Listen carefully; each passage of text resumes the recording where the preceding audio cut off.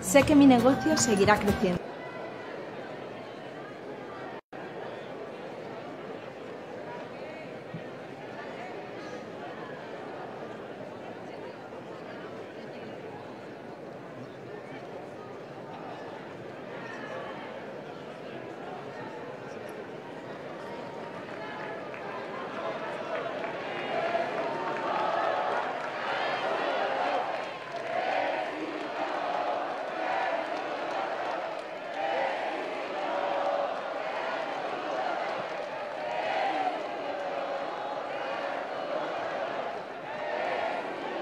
The shortest distance between 2 points. Diputadas y diputados que vuelvan a sus lugares para continuar esta ceremonia solemne.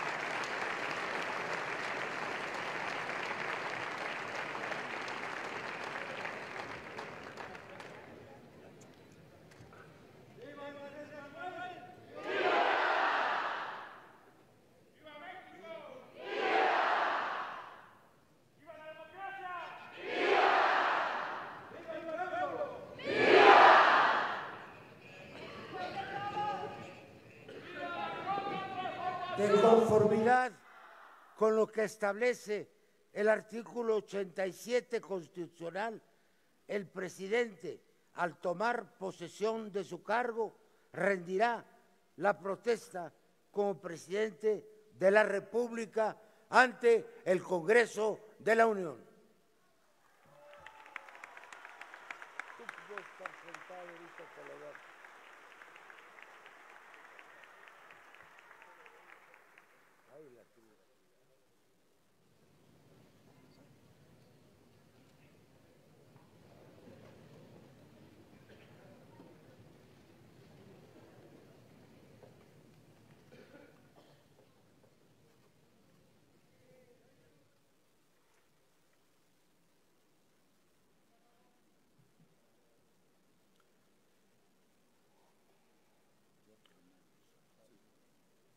Honorable Congreso, pueblo de México, protesto guardar y hacer guardar la Constitución política de los Estados Unidos mexicanos y las leyes que de ella emanen y desempeñar leal y patrióticamente el cargo de presidente de la República que el pueblo me ha conferido de manera democrática, mirando en todo por el bien y la prosperidad de la Unión.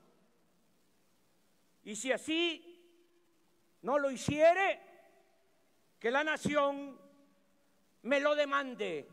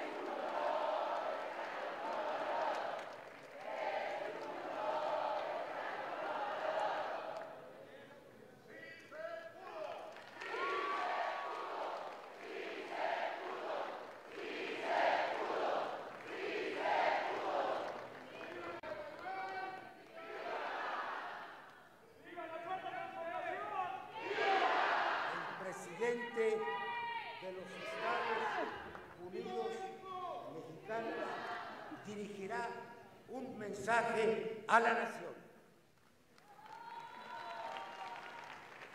Diputadas y diputados, senadoras, senadores, autoridades locales y federales, invitadas e invitados del extranjero, licenciado Enrique Peña Nieto,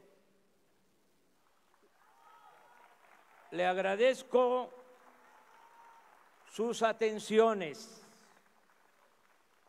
pero sobre todo le reconozco el hecho de no haber intervenido como lo hicieron otros presidentes en las pasadas elecciones presidenciales.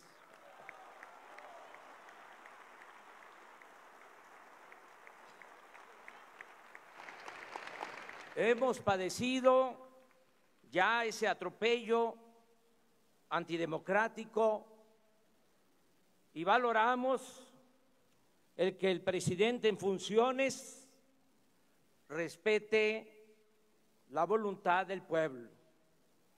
Por eso, muchas gracias, licenciado Peña Nieto.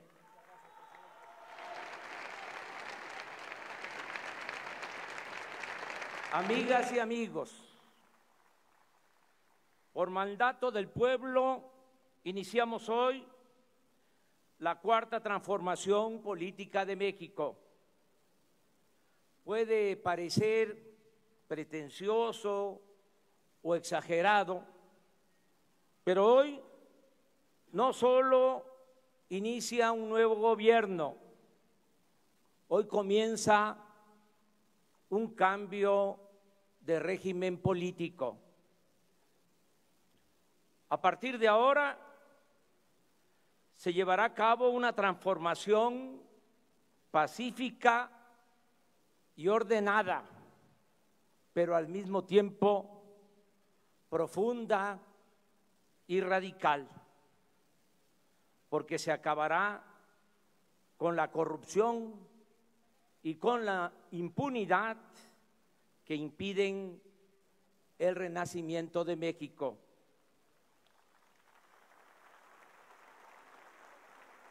Si definimos en pocas palabras las tres grandes transformaciones de nuestra historia, podríamos resumir que en la independencia se luchó por abolir la esclavitud y alcanzar la soberanía nacional. En la reforma, por el predominio del poder civil y por la restauración de la República.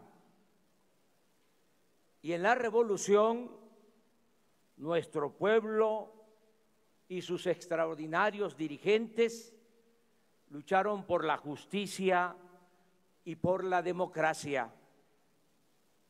Ahora nosotros queremos convertir la honestidad y la fraternidad en forma de vida y de gobierno. No se trata de un asunto retórico o propagandístico. Estos postulados se sustentan en la convicción de que la crisis de México se originó no solo por el fracaso del modelo económico neoliberal aplicado en los últimos 36 años, sino también por el predominio en este periodo de la más inmunda corrupción pública y privada. En otras palabras, como lo hemos repetido durante muchos años, nada ha dañado más a México que la deshonestidad de los gobernantes y de la pequeña minoría que ha lucrado con el influyentismo. Esa es la causa principal de la desigualdad económica y social, y también de la inseguridad y de la violencia que padecemos. En cuanto a la ineficiencia del modelo económico neoliberal, baste decir que ni siquiera en términos cuantitativos ha dado buenos resultados. Recuérdese que luego de la etapa violenta de la revolución, desde los años 30 hasta los 70 del siglo pasado, es decir, durante 40 años, la economía de México creció a una tasa promedio anual del 5%. Y durante ese mismo periodo, en 2 sexenios consecutivos, de 1958 a 1970, cuando fue ministro de Hacienda Antonio Ortiz Mena, la economía del país no solo creció al 6% anual, sino que este avance se obtuvo sin inflación y sin incremento de la deuda pública. Por cierto, Ortiz Mena no era economista, sino abogado. Posteriormente, hubo dos gobiernos, de 1970 a 1982, en que la economía también creció a una tasa del 6% anual, pero con graves desequilibrios macroeconómicos, es decir, con inflación y endeudamiento. En cuanto a la política económica aplicada durante el periodo neoliberal de 1983 a la fecha, ha sido la más ineficiente en la historia moderna de México. En este tiempo, la economía ha crecido en 2% anual, y tanto por ello como por la tremenda concentración del ingreso en pocas manos, se ha empobrecido a la mayoría de la población, hasta llevarla a buscarse la vida en la informalidad, a emigrar masivamente del territorio nacional o a tomar el camino de las conductas antisociales. Lo digo con realismo y sin prejuicios ideológicos. La política económica neoliberal ha sido un desastre, una calamidad para la vida pública del país. Por ejemplo, la reforma energética, que nos dijeron vendría a salvarnos, solo ha significado la caída en la producción de petróleo y el aumento desmedido en los precios de las gasolinas, el diésel, el gas y la electricidad. Cuando se aprobó la reforma energética hace 4 años, se afirmó que se iba a conseguir inversión extranjera a raudales, como nunca. El resultado es que apenas llegaron 760 millones de dólares de capital foráneo, lo que únicamente representa el 1.9% de la incipiente inversión pública realizada por Pemex en el mismo periodo, y apenas el 0.7% de la inversión prometida. En los considerandos de las leyes aprobadas en ese entonces, se aseguraba que en este año íbamos a estar produciendo 3 millones de barriles diarios, y la realidad es que estamos extrayendo solo 1.763.000 barriles diarios, es decir, 41% menos de lo estimado y con tendencia a la baja. Es tan grave el daño causado al sector energético nacional durante el neoliberalismo que no solo somos el país petrolero que más gasolinas importa en el mundo, sino que ahora ya estamos comprando petróleo crudo para abastecer a las únicas 6 refinerías que apenas sobreviven. Téngase en cuenta que precisamente desde hace 40 años no se construye una nueva refinería en el país. Aquí agrego otros saldos. de la política económica neoliberal o neoporfirista. De México es originario el maíz, esa planta bendita, y somos la nación que más importa maíz en el mundo. Antes del neoliberalismo producíamos y éramos autosuficientes en gasolinas, diésel, gas, energía eléctrica. Ahora compramos más de la mitad de lo que consumimos de estos insumos. En este periodo, el poder adquisitivo del salario mínimo se ha deteriorado en 60% y el salario de los mexicanos es de los más bajos del planeta. Tenemos el doble de enfermos de diabetes en comparación con países de América Latina. Durante el periodo neoliberal nos convertimos en el segundo país del mundo con mayor migración. Viven y trabajan en Estados Unidos 24 millones de mexicanos. Y por lo que hace a la violencia, estamos en los primeros lugares del mundo.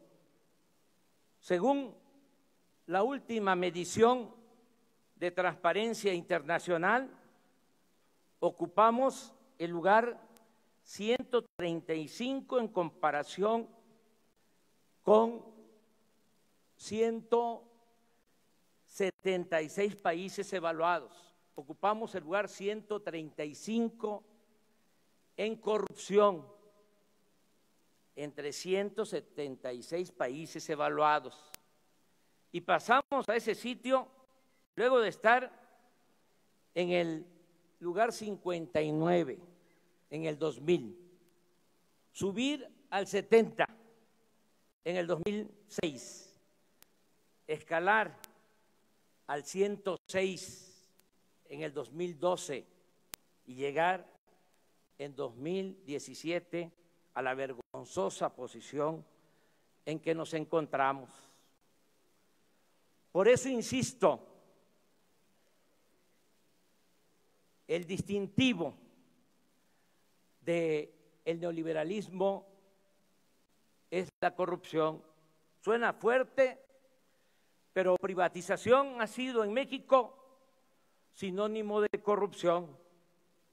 Desgraciadamente, casi siempre ha existido este mal en nuestro país, pero lo sucedido durante el periodo neoliberal no tiene precedente.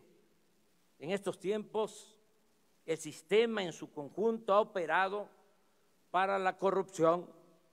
El poder político y el poder económico se han alimentado y nutrido mutuamente y se ha implantado como modus operandi el robo de los bienes del pueblo y de las riquezas de la nación. En la época de la llamada o del llamado desarrollo estabilizador o compartido, que va de los años 30 a los 70 del siglo pasado, los gobernantes no se atrevieron a privatizar las tierras ejidales, los bosques, las playas, los ferrocarriles, las telecomunicaciones, las minas, la industria eléctrica, ni mucho menos a enajenar el petróleo.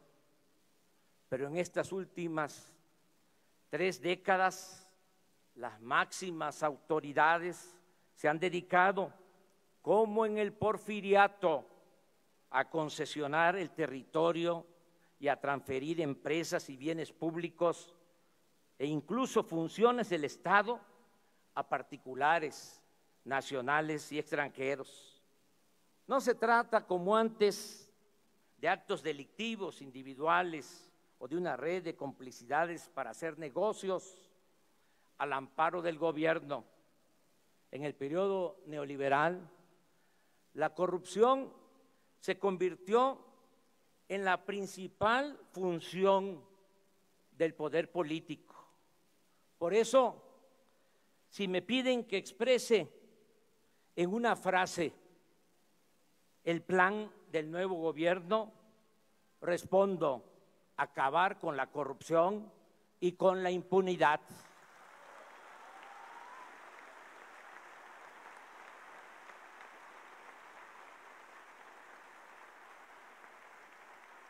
Pero al contrario de lo que pudiera suponerse, esta nueva etapa la vamos a iniciar sin perseguir a nadie, porque no apostamos al circo y a la simulación.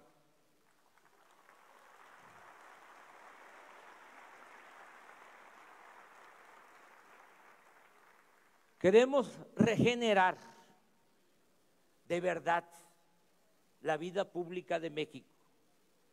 Además, siendo honestos como lo somos, si abrimos expedientes, dejaríamos de limitarnos a buscar chivos expiatorios, como se ha hecho siempre, y tendríamos que empezar por los de mero arriba, tanto del sector público como del sector privado.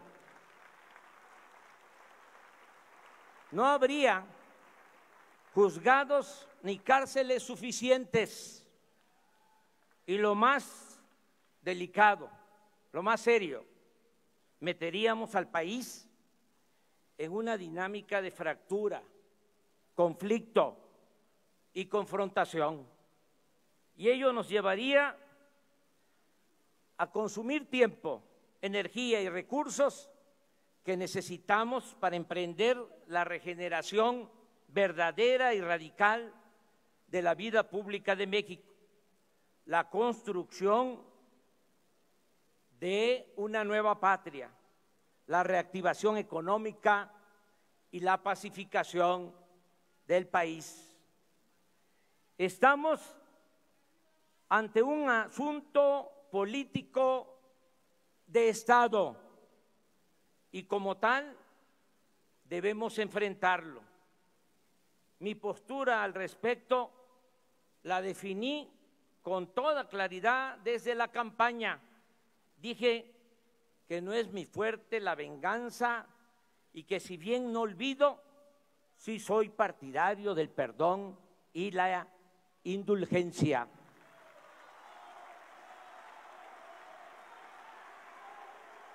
Además, y esto es muy importante, creo precisamente que en el terreno de la justicia se pueden castigar los errores del pasado, pero lo fundamental es evitar los delitos del porvenir.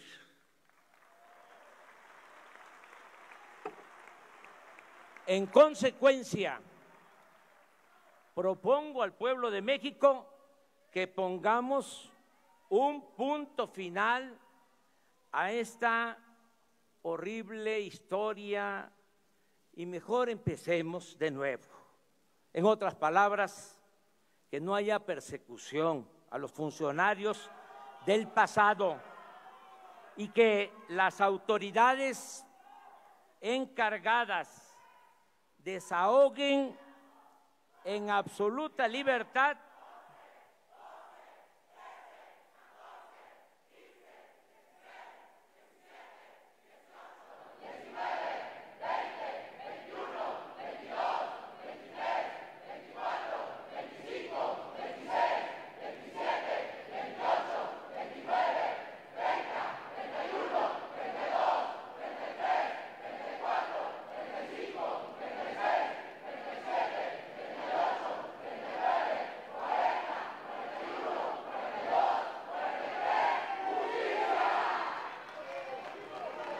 que las autoridades encargadas desahoguen en absoluta libertad los asuntos pendientes. Por cierto, hoy se constituye una comisión de la verdad para castigar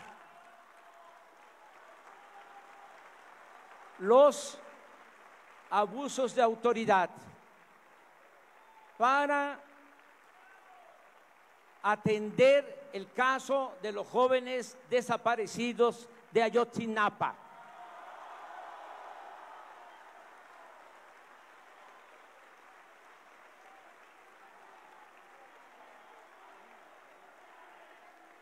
Que se castigue a los que resulten responsables, pero que la presidencia se abstenga de solicitar investigaciones en contra de los que han ocupado cargos públicos o se hayan dedicado a hacer negocios al amparo del poder durante el periodo neoliberal.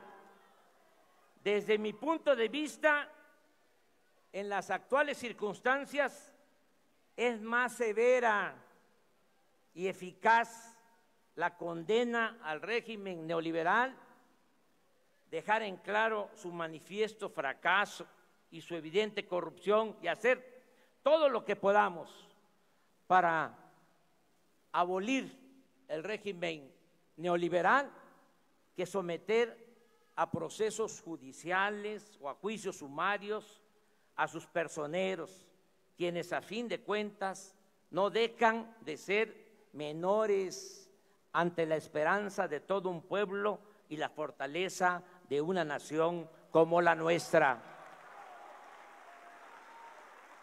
Pero de cualquier manera, como en todos los asuntos de trascendencia para la vida pública del país, yo defenderé con libertad y argumentos mi postura del punto final y de pensar y trabajar hacia el porvenir. Pero la ciudadanía tendrá la última palabra, porque todos estos asuntos se van a consultar a los ciudadanos.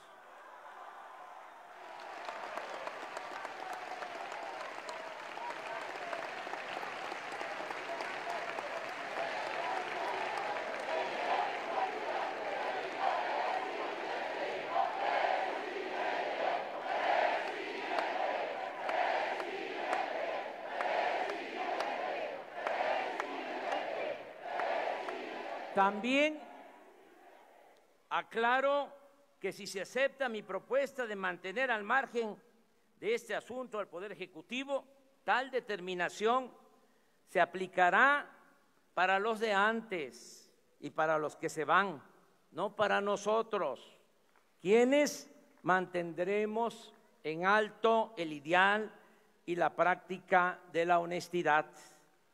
Empiezo por informar que hemos promovido una ley para convertir la corrupción en delito grave, que aunque parezca increíble, no lo era.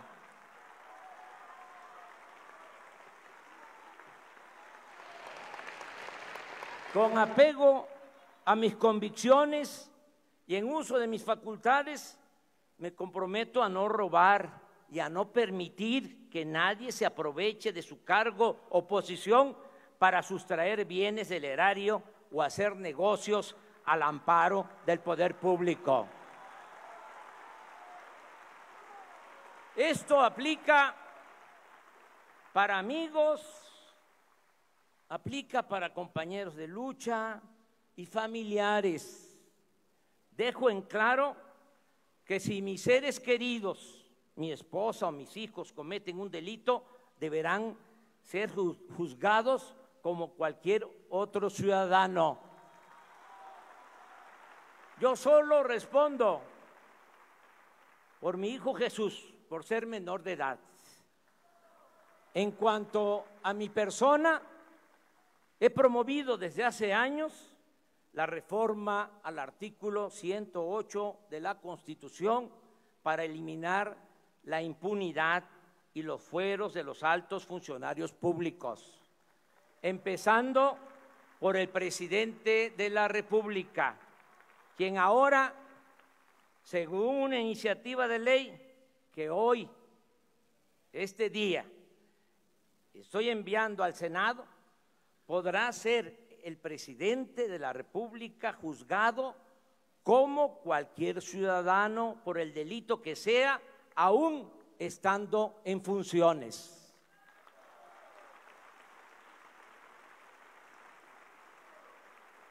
Un buen juez por la casa empieza. Pondremos orden en la cúpula del poder porque la corrupción se promueve y se practica fundamentalmente desde lo alto hacia los niveles inferiores. Es decir, vamos a limpiar al gobierno de corrupción de arriba para abajo, como se limpian las escaleras. El otro distintivo del nuevo gobierno será la separación del poder económico del poder político. El gobierno ya no será un simple facilitador para el saqueo, como ha venido sucediendo. Ya el gobierno no va a ser un comité al servicio de una minoría rapaz.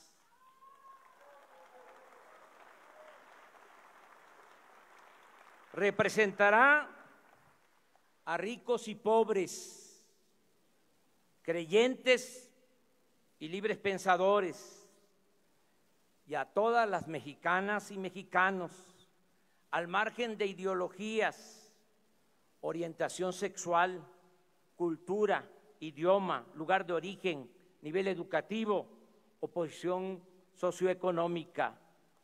Habrá un auténtico Estado de Derecho, tal como lo resume la frase de nuestros liberales del siglo XIX: al margen de la ley nada y por encima de la ley nadie. También transitaremos hacia una verdadera democracia. Se acabará la vergonzosa tradición de fraudes electorales. Las elecciones serán limpias y libres, y quien utilice recursos públicos o privados para comprar votos y traficar con la pobreza de la gente, o el que utilice el presupuesto para favorecer a candidatos o partidos, irá a la cárcel sin derecho a fianza.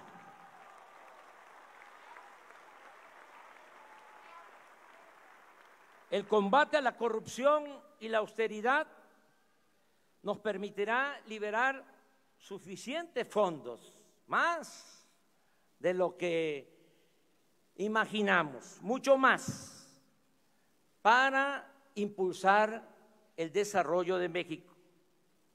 Con esta fórmula sencilla de acabar con la corrupción y de llevar a la práctica la austeridad republicana, no habrá necesidad de incrementar impuestos en términos reales, y ese es un compromiso que estoy haciendo. Ni aumentarán los precios de los combustibles más allá de la inflación. Ahora resulta que los que aumentaron el precio de las gasolinas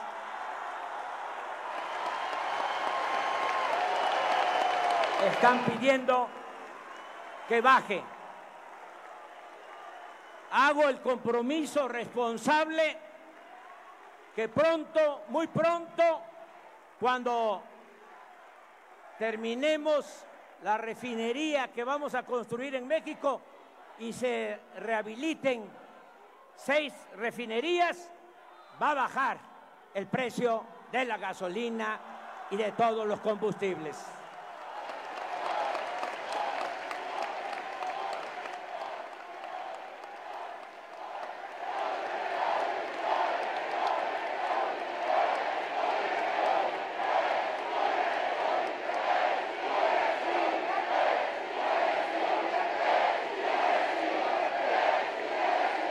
Tampoco que se oiga bien y que se oiga lejos.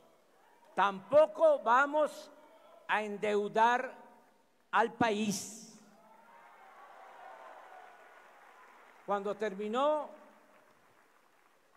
el sexenio del presidente Fox, la deuda pública, y esto no se sabe, pero no está de más recordarlo, era de 1.7 billones. Cuando dejó el gobierno Calderón, la deuda aumentó a 5.2 billones, más de 200%.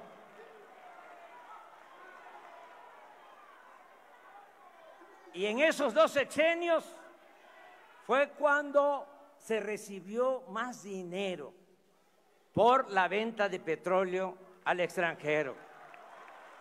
Y todo se derrochó o se fue por el caño de la corrupción. Ahora la deuda es de 10 billones. Nada más para pagar el servicio de esa enorme deuda, tenemos que destinar del presupuesto del año próximo alrededor de 800,000 millones de pesos. Por eso ya no va a aumentar la deuda pública. Ese es nuestro compromiso. No gastaremos más de lo que ingrese a la hacienda pública. Se respetarán los contratos suscritos por los gobiernos anteriores, pero ya no habrá más corrupción ni influyentismo en negociaciones con empresas particulares. Me comprometo, y soy hombre de palabra, a que las inversiones de accionistas nacionales y extranjeros estarán seguras y se crearán condiciones hasta para obtener buenos rendimientos, porque en México habrá honestidad, Estado de Derecho, reglas claras, crecimiento económico y habrá confianza. Reitero también que se respetará la autonomía del Banco de México. Estamos elaborando el presupuesto del año próximo y gracias a los ahorros que obtendremos con el combate a la corrupción y con la aplicación de las medidas de austeridad, se incrementará la inversión pública para rescatar la industria petrolera y la industria eléctrica. Vamos a impulsar proyectos productivos con inversión pública y privada, nacional y extranjera. Estos proyectos se crearán como cortinas de desarrollo de sur a norte del país, para retener a los mexicanos en sus lugares de origen. Queremos que la migración sea optativa, no obligatoria. Vamos a lograr que los mexicanos tengan trabajo, prosperen y sean felices donde nacieron, donde están sus familiares, sus costumbres y sus culturas. Por ello, se construirá el Tren Maya, se sembrarán 1 millón de hectáreas de árboles frutales y maderables en el sur-sureste. Se rehabilitarán, como ya lo expresé, las refinerías existentes y haremos una nueva refinería en Dos Bocas, Paraíso, Tabasco, para dejar de comprar la gasolina en el extranjero. En el Istmo de Tehuantepec se promoverá la creación de una vía férrea para un tren de contenedores de carga y se ampliarán los puertos de Salina Cruz y Coatzacoalcos para comunicar en menos tiempo a los países de Asia con la costa este de Estados Unidos. En este corredor habrá energía eléctrica y gas a precios bajos, así como subsidios fiscales para la instalación de fábricas y la creación de empleos. En 3 años estará funcionando, me canso ganso, además del actual, el nuevo aeropuerto de la Ciudad de México, con 2 pistas adicionales en la base aérea de Santa Lucía. Asimismo, desde el 1 de enero próximo entrará en vigor en la zona libre a lo largo de los 3.180 kilómetros de frontera con Estados Unidos. Esta franja de 25 kilómetros de ancho se convertirá en la zona libre más grande del mundo. Allí se cobrará lo mismo de impuestos y costarán igual los energéticos que en California, en Arizona, Nuevo México y Texas de la Unión Americana. En otras palabras, en esta franja, el día 1 de enero, en otras palabras, en esta franja se reducirá el IVA del 16 al 8%.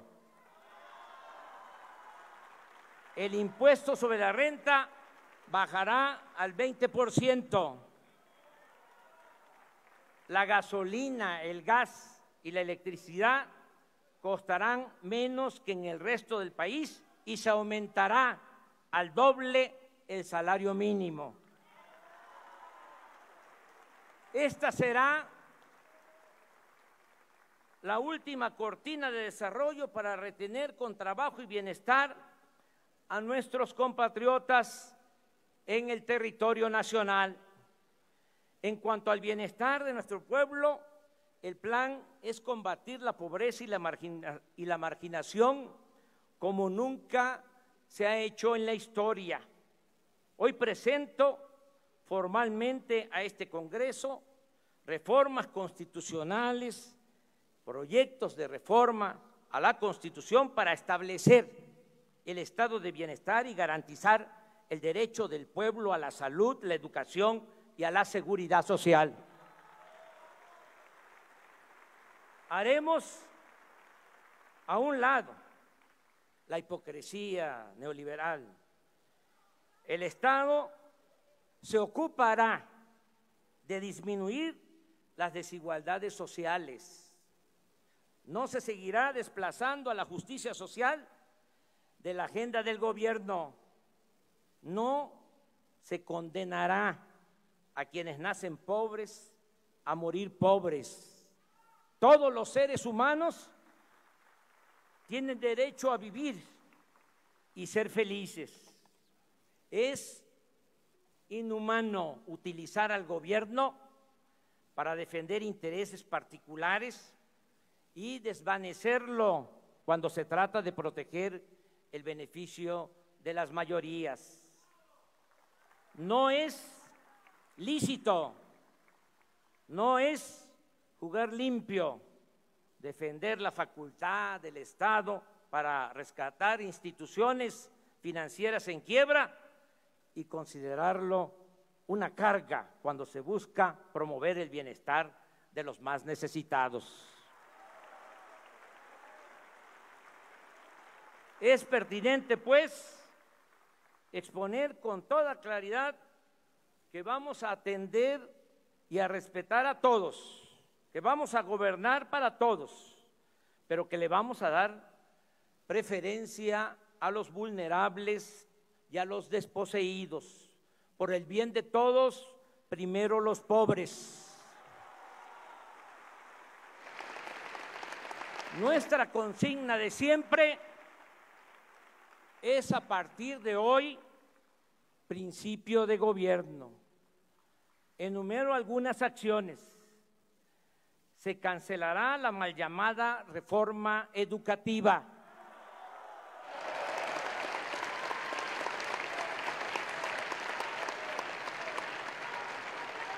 Se creará el Instituto Nacional para la Atención de los Pueblos Indígenas.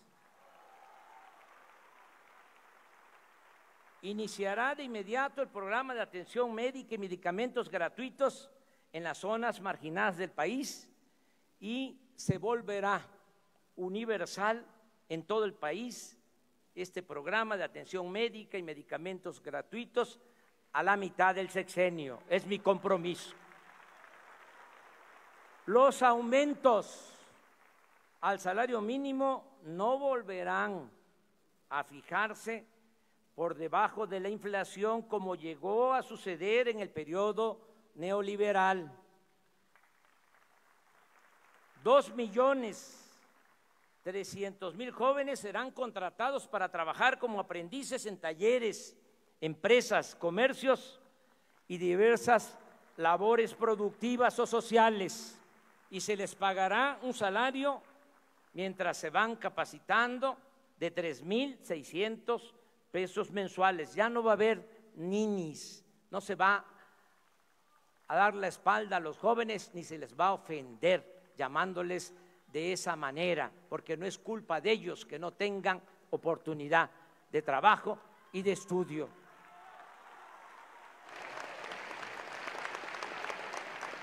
Se otorgarán 10 millones de becas a estudiantes en todos los niveles de escolaridad. Se crearán 100 universidades públicas. Se fomentará el deporte y las actividades artísticas, la ciencia y la tecnología. La pensión a los adultos mayores, que fue una creación de nuestro movimiento, el programa de la pensión a los adultos mayores aumentará esa pensión al doble y tendrá carácter universal. Es decir, también van a recibir este apoyo los jubilados, pensionados del ISSSTE y del Seguro. 1 millón de personas con discapacidad o con capacidades diferentes tendrán una pensión igual que la de los adultos mayores. Se atenderá de inmediato a los damnificados por los sismos. Se otorgarán créditos a la palabra a agricultores, ganaderos, pescadores, a dueños de talleres, a los artesanos, a pequeños comerciantes, a empresarios. Se ayudará a productores del campo con subsidios y precios de garantía y se venderá a precio justo una canasta de alimentos básicos para combatir la desnutrición y el hambre. Es importante precisar que los destinatarios de estos programas recibirán lo que les corresponde de manera directa, personalizada, sin intermediarios, con el propósito de que no haya manipulación de los apoyos con fines electorales y que lleguen a sus beneficiarios completos estos apoyos, sin moches ni comisiones indebidas. También vamos a evitar afectaciones al medio ambiente. Aprovecho para reiterar que no se permitirá el fracking ni transgénicos.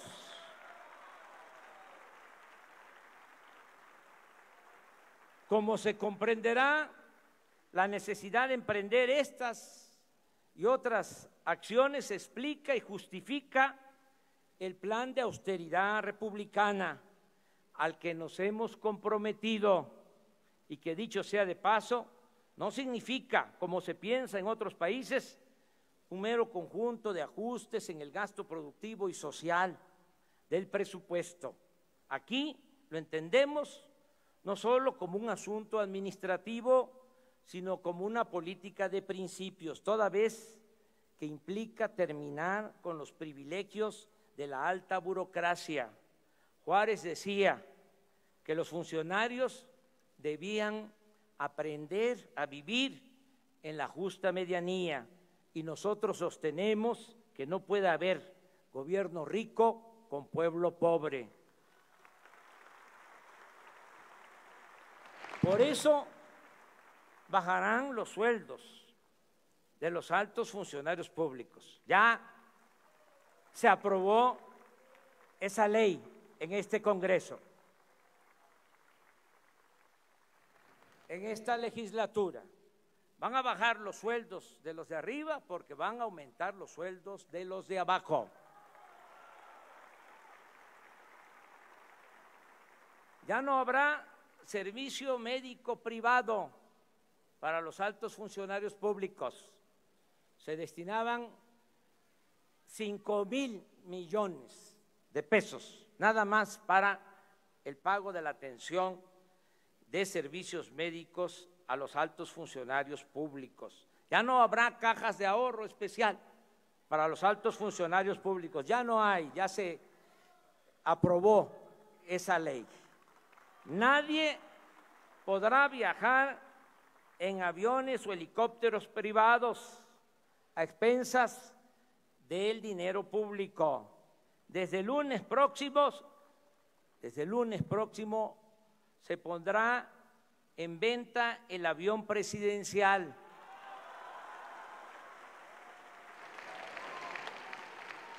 Y toda la flotilla de aviones y helicópteros para uso de altos funcionarios. El presidente de la República ganará el 40% de lo que recibía el presidente saliente.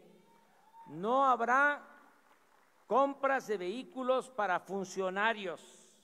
Se reducirá en 50% el gasto de publicidad del gobierno. Se van a disminuir las unidades administrativas en el país y no habrá oficinas del gobierno en el extranjero, salvo, por supuesto, las embajadas y los consulados. Los 8,000 elementos del Estado Mayor que se destinaban a cuidar al presidente y los 3,200 agentes de gobernación hasta ayer dedicados al espionaje pasarán a formar parte de la Guardia Nacional.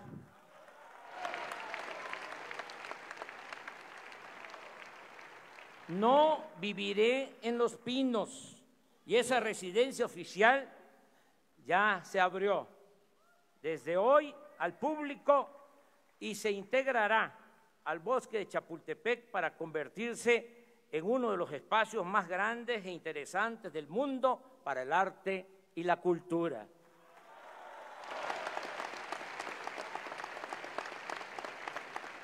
Otro cambio importante será el de la creación de la Guardia Nacional si lo autoriza el pueblo y el Poder Legislativo, para enfrentar el grave problema de la inseguridad y de la violencia que padecemos. Esto significa replantear el papel de las Fuerzas Armadas ante la inoperancia de las corporaciones policiales. Es indispensable aceptar que la Policía Federal, creada hace 20 años para suplir la labor de las Fuerzas Armadas en el combate a la delincuencia, es en la actualidad un agrupamiento de apenas 20,000 efectivos que carecen de disciplina, capacitación y profesionalismo. En cuanto a los agentes ministeriales, y los cuerpos policiales estatales y municipales, se debe reconocer, sin generalizar, que muchos están movidos por la corrupción. Esto significa replantear el papel de las Fuerzas Armadas ante la inoperancia de las corporaciones policiales. De la delincuencia. El ciudadano mexicano en la actualidad está en estado de indefensión. No tenemos policías para cuidar a los ciudadanos. Siempre he pensado que ante el problema de la inseguridad, lo pertinente es atender las causas que originan la violencia, y así lo haremos, pero ante la ineficiencia de las corporaciones policiales y el grave aumento de homicidios, robos, secuestros, feminicidios y otros crímenes, estoy solicitando al Congreso con carácter urgente la aprobación de una reforma constitucional que nos permita crear, con la integración de la Policía Militar, la Policía Naval y la Policía Federal, una Guardia Nacional para realizar funciones de seguridad pública con pleno respeto a los derechos humanos. Sé que es un tema polémico, pero tengo la obligación de expresar mi punto de vista con realismo y argumentos. Las Fuerzas Armadas están entre las mejores instituciones de México. El Ejército Mexicano se constituyó en 1913 para enfrentar al gobierno usurpador de Victoriano Huerta.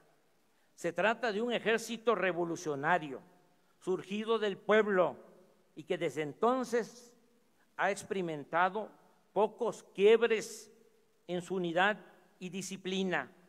La última rebelión militar fue la del general Saturnino Cedillo en 1938-1939, y nunca el ejército mexicano ha dado un golpe de Estado a una autoridad civil.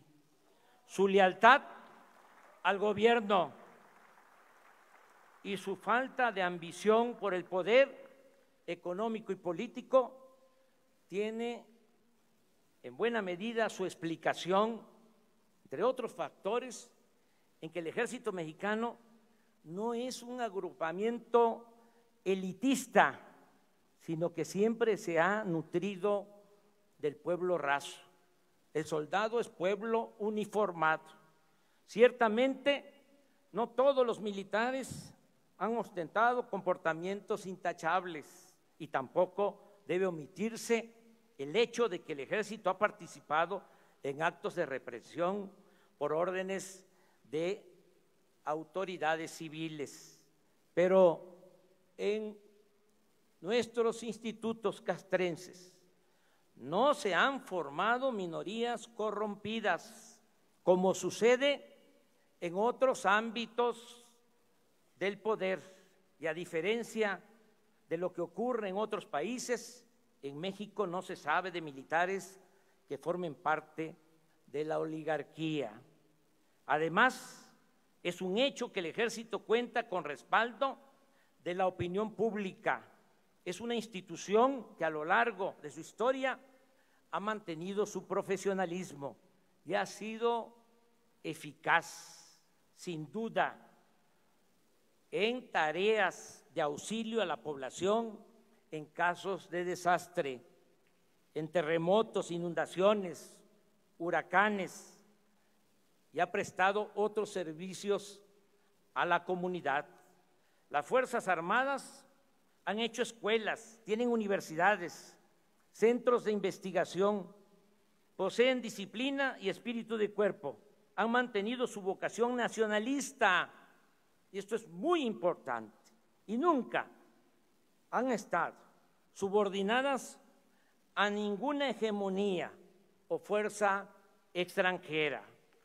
Lo mismo puede decirse de la Secretaría de Marina, Téngase en cuenta que esta dependencia se creó en 1940, cuando la original Secretaría de Guerra y Marina se dividió en dos instituciones. Así pues, el Ejército y la Marina pueden ser, previa preparación y capacitación para el respeto de los derechos humanos y mediante la aplicación de protocolos para el uso de la fuerza, las instituciones fundamentales para garantizar la seguridad nacional, la seguridad interior y la seguridad pública.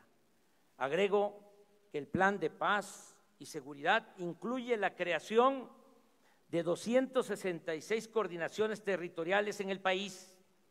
Todos los días, desde las 6 de la mañana, voy a presidir en Palacio Nacional la reunión del Gabinete de Seguridad, en la cual recibiremos el parte o reporte de lo sucedido en las últimas 24 horas y tomaremos las medidas necesarias. Añado que según nuestras leyes, el titular del Poder Ejecutivo es el comandante supremo de las Fuerzas Armadas y reafirmo el compromiso de que el presidente de México nunca dará la orden de reprimir al pueblo ni será cómplice o encubridor de eventuales violaciones a los derechos humanos.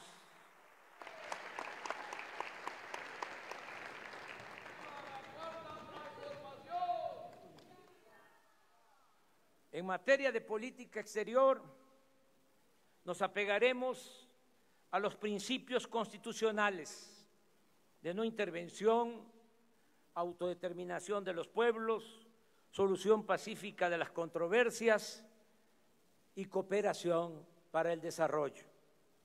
Mantendremos buenas relaciones con todos los pueblos y gobiernos del mundo. Por eso agradezco la presencia del señor Michael Pence, vicepresidente de los Estados Unidos, y de su señora esposa, Karen Pence. Y quiero destacar que desde el día 1 de julio, desde el día de mi elección, he recibido un trato respetuoso del presidente Donald Trump, a quien agradezco que en plan de amistad haya enviado a esta ceremonia a su hija Ivanka. La misma atención he recibido del primer ministro de Canadá, Justin Trudeau. Con ellos, con los dos mandatarios, con el presidente de Estados Unidos y con el primer ministro de Canadá, estoy hablando para ir más allá del Tratado de Libre Comercio de América del Norte y lograr un acuerdo de inversión entre empresas y gobiernos de las tres naciones para impulsar el desarrollo de los países centroamericanos y también del nuestro, y enfrentar de esta forma y no con medidas coercitivas el fenómeno migratorio.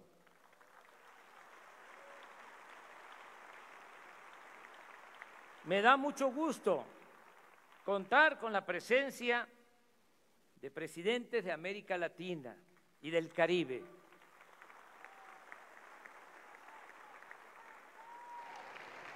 México no dejará de pensar en Simón Bolívar y en José Martí,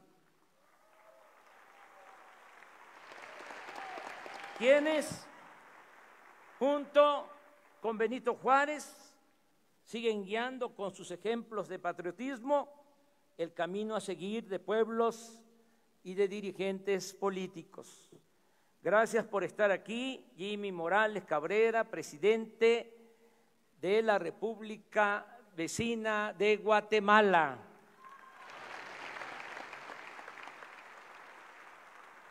Juan Orlando Hernández Alvarado, presidente de la República de Honduras, y su señora esposa, Ana García. Óscar Samuel Ortiz Asensio, vicepresidente de la República de El Salvador.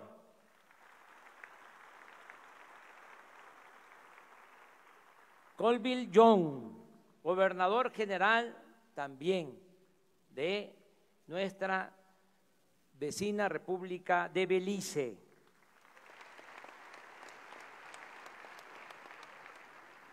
Miguel Díaz-Canel Bermúdez, presidente de los Consejos de Estado y de Ministros de la hermana República de Cuba.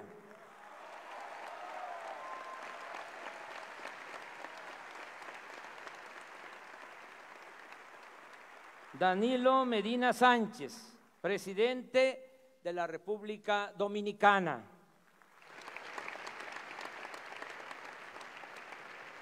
Jovenel Moïse, presidente de la República de Haití.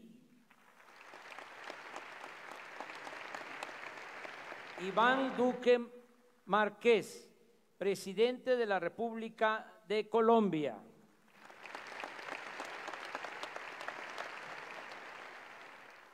Nicolás Maduro Moros, presidente de la República Bolivariana de Venezuela.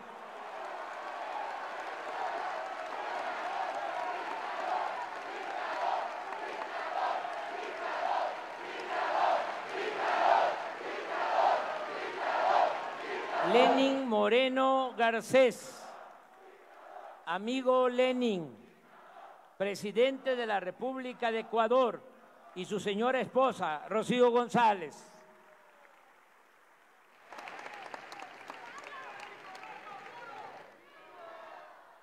Amigo Evo Morales, presidente del Estado Plurinacional de Bolivia.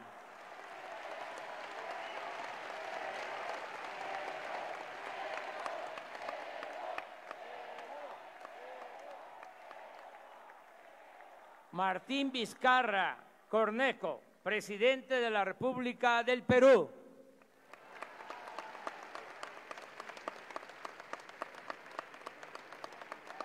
Agradezco la presencia de Julie Payet, gobernadora general de Canadá.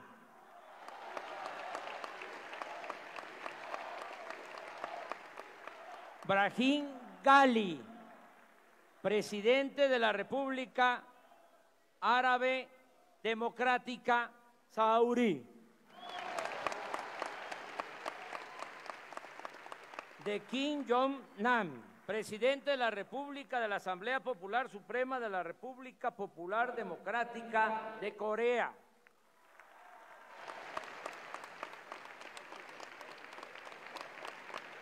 Jen Yuanyu, vicepresidenta de la Asamblea Popular China. También agradezco por los lazos de historia, de cultura que nos unen, la presencia de Felipe VI, rey de España.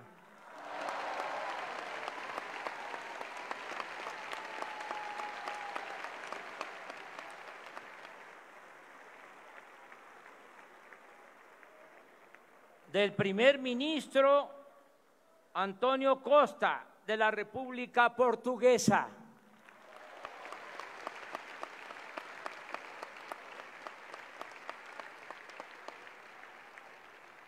De Eugene Regunat, primer ministro y ministro de Asuntos Generales de Curazao.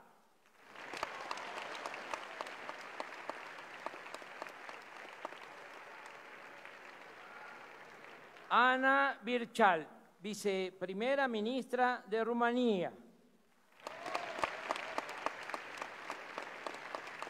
De Lucía Topalensky, vicepresidenta de la República Oriental del Uruguay. De Gabriela Michetti, vicepresidenta de la República de Argentina.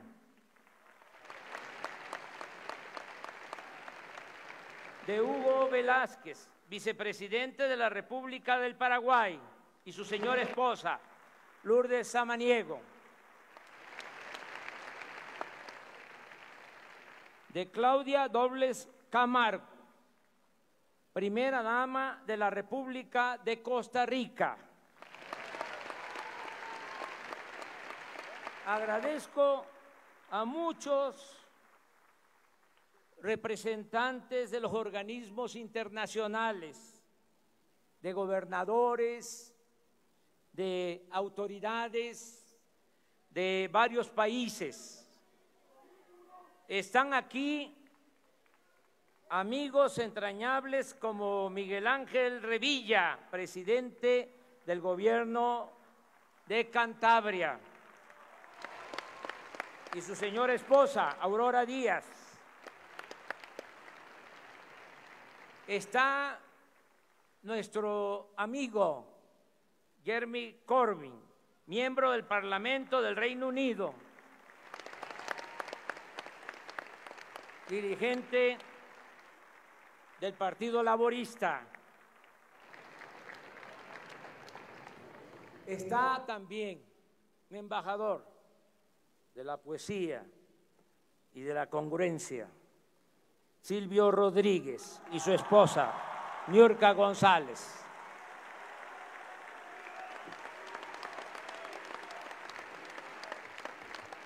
Amigas y amigos, llegué a la presidencia de la República después de muchos años de lucha personal y colectiva. Aquí recuerdo a los que iniciaron este movimiento, a los que sembraron lo que ahora nosotros estamos cosechando. Dirigentes sociales, políticos, muchos que se nos adelantaron, pero fueron los precursores de esta lucha, de este movimiento. Nunca los vamos a olvidar.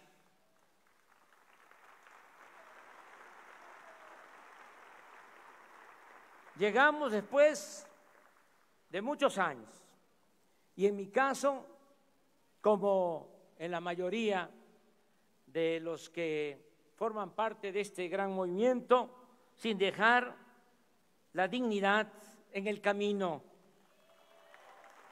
manteniendo en alto nuestros ideales, nuestros principios. En mi caso, particularmente, también en el de muchos otros, mujeres y hombres, mi honestidad, que es lo que estimo más importante en mi vida. Estoy preparado para no fallarle a mi pueblo. Ahora que venía para acá, se emparejó un joven en bicicleta y me dijo: tú no tienes derecho a fallarnos. Y ese es el compromiso que tengo con el pueblo. No tengo derecho a fallar.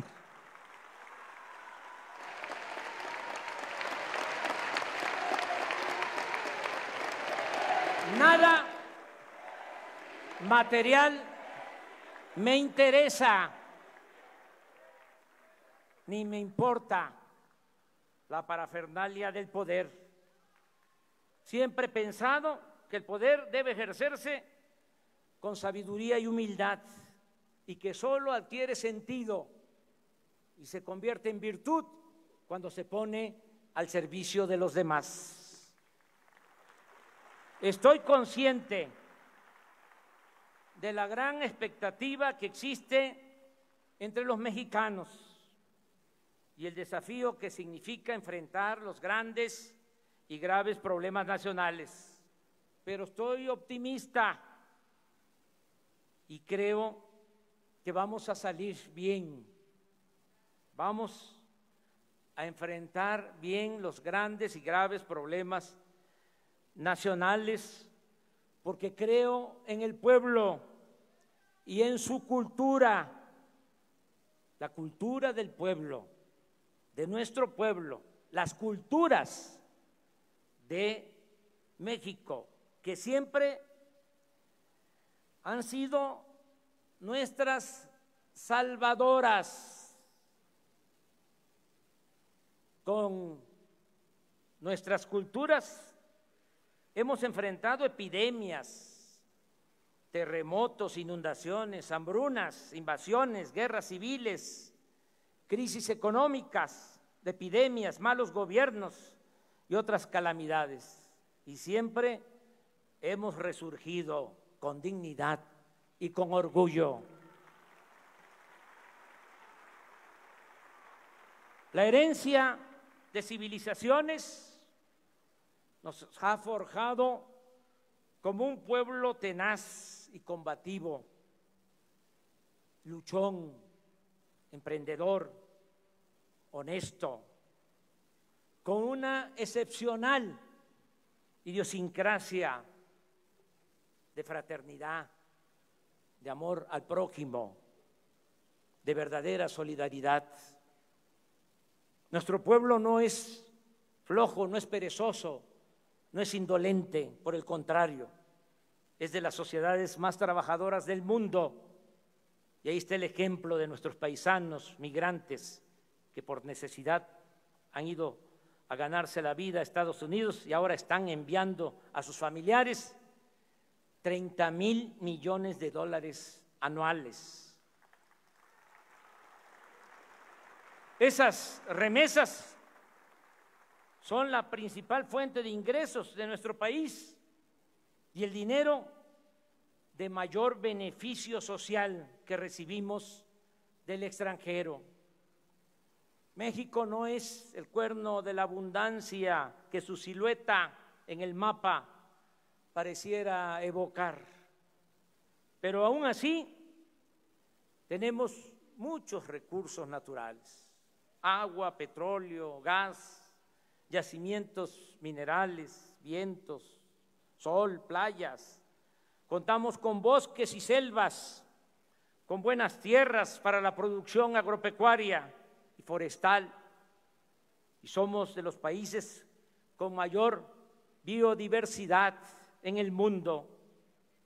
Por eso estoy optimista. Creo que ya estamos logrando, se está iniciando y ya vamos en el camino de lograr el renacimiento de México, que nos vamos a convertir en una potencia económica y sobre todo en un país modelo que habrá de demostrar al mundo que acabar con la corrupción es posible, y así lo haremos, porque de esa manera construiremos una sociedad más justa, democrática, fraterna y siempre alegre. Son 3 cosas las que necesitamos para enfrentar la crisis de México, y 2 de ellas están aseguradas de antemano. Lo reitero: un pueblo trabajador y suficientes riquezas naturales. Pronto, muy pronto, tendremos lo tercero: un buen gobierno. Y en ese compromiso empeño mi honor y mi palabra. Gobernaré con entrega total a la causa pública.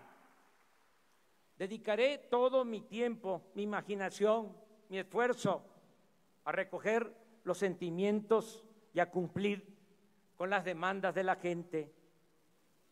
Actuaré sin odios, no le haré mal a nadie, respetaré las libertades, apostaré siempre a la reconciliación y buscaré que entre todos y por el camino de la concordia logremos la 4ª transformación de la vida pública de México.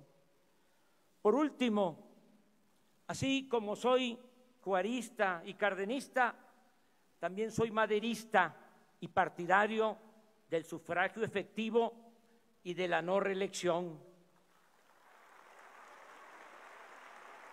trabajaré 16 horas diarias para dejar en 6 años muy avanzada la obra de transformación. Haré cuanto pueda para obstaculizar las regresiones en las que conservadores y corruptos estarán empeñados. Por eso aplicaremos rápido, muy rápido, los cambios políticos y sociales para que si en el futuro nuestros adversarios, que no nuestros enemigos, nos vencen, les cueste mucho trabajo dar marcha atrás a lo que ya habremos de conseguir.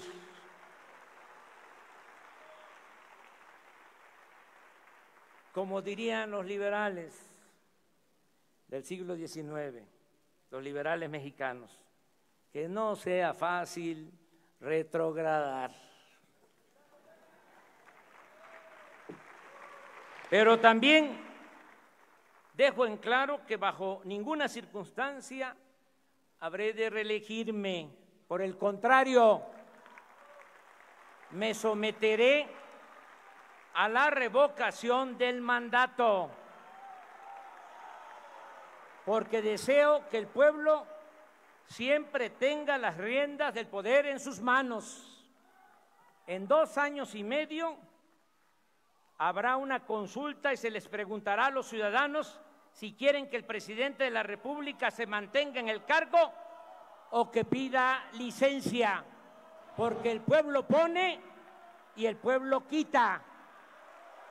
Y es el único soberano al que debo sumisión y obediencia.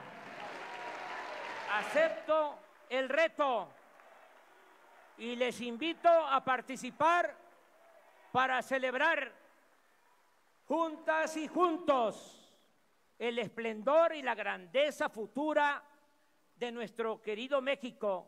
Gracias de todo corazón. ¡Que viva México! ¡Viva! ¡Viva México! ¡Viva, ¡Viva México! ¡Viva!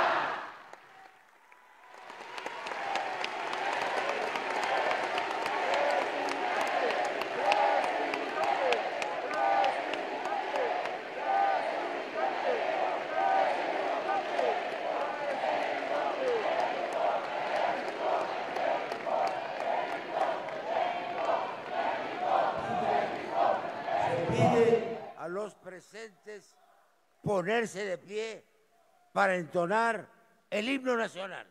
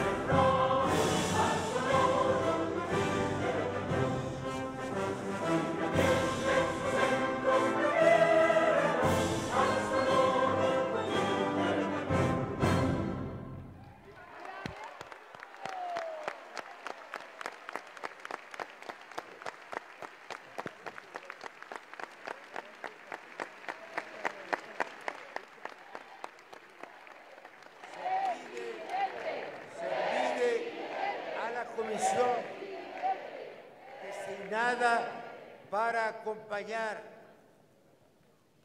al ciudadano Enrique Peña Nieto. Cumpla con su encargo.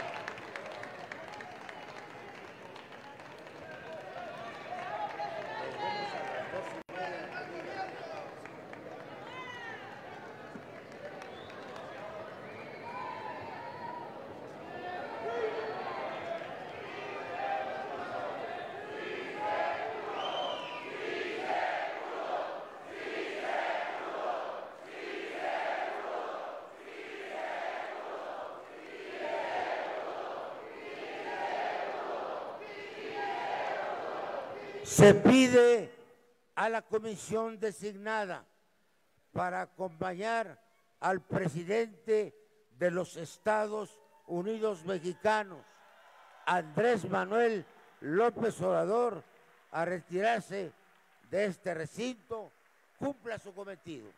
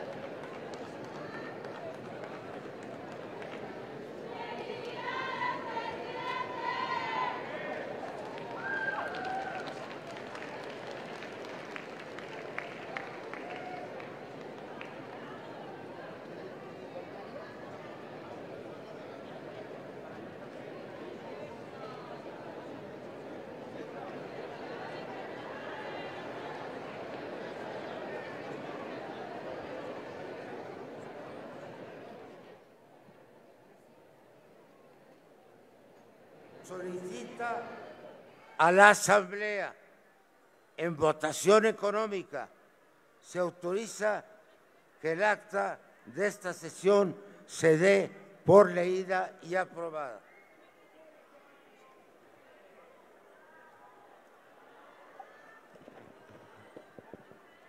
En votación económica se pregunta a la Asamblea si se autoriza que el acta de esta sesión se dé por leída y aprobada. Las y los legisladores que estén por la afirmativa, sírvanse manifestarlo. Las y los legisladores que estén por la negativa, sírvanse manifestarlo. Mayoría por la afirmativa, señor presidente.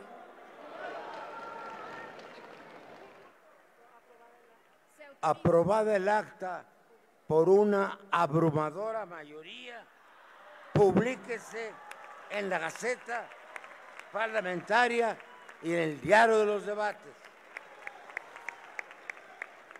Esto es lo único.